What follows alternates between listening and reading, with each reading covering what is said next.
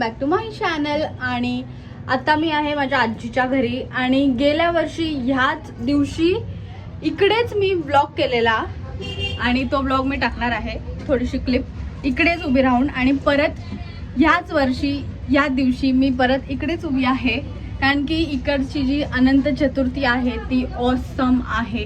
मी गेल्या टायमाला पण हेच बोललेली की हे म्हणजे हेवन आहे, हेवन। सो मी आणि मम्मी जस्ट पोचलो आहोत आणि रेडी वगैरे नाही झालो अजून, थोडासा टचअप बाकी आहे। सो पटकन ते करूया आणि जाऊया बाहेर, आपण बघूया काय काय होतंय। बाप रे बाप, काय ऊन पडलं होतं आणि त्यात पण हजारो लोक या गर्दीत जमली होती आणि खूपच वाइबिंग होतं, खूप नॉस्टॅल्जिक वाटत होतं। ही जी गर्दी आहे, हा जो डान्स आहे, हा जो आवाज आहे ढोल ताशाचा, तो एकच नंबर होता।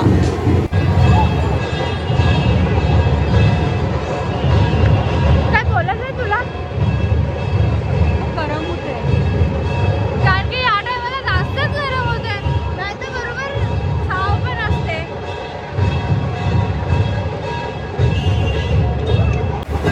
आणि आता सगळे गणपतीच तुम्हाला दिसणार आहेत, आपले लाडके बाप्पा।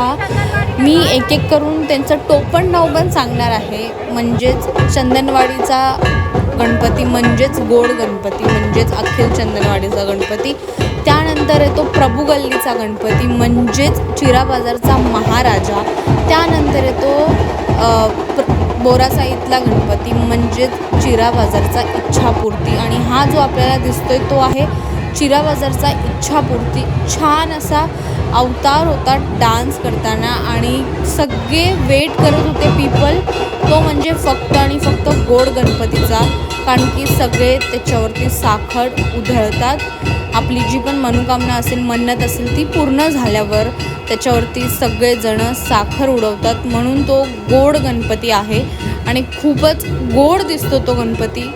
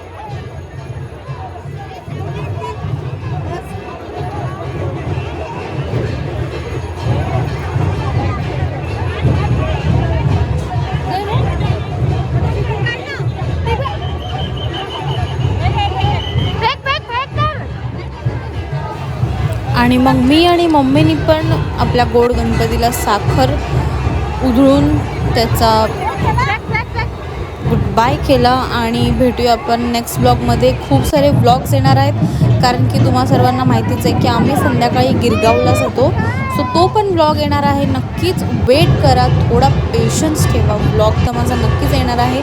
आणि माझे 500 अप सबस्क्रायबर झालेले आहेत आणि मी खूपच हॅपी आहेत। आणि मला कळलेच नाही की कधी आपला बाप्पा आला आणि कधी आपला बाप्पा गेला।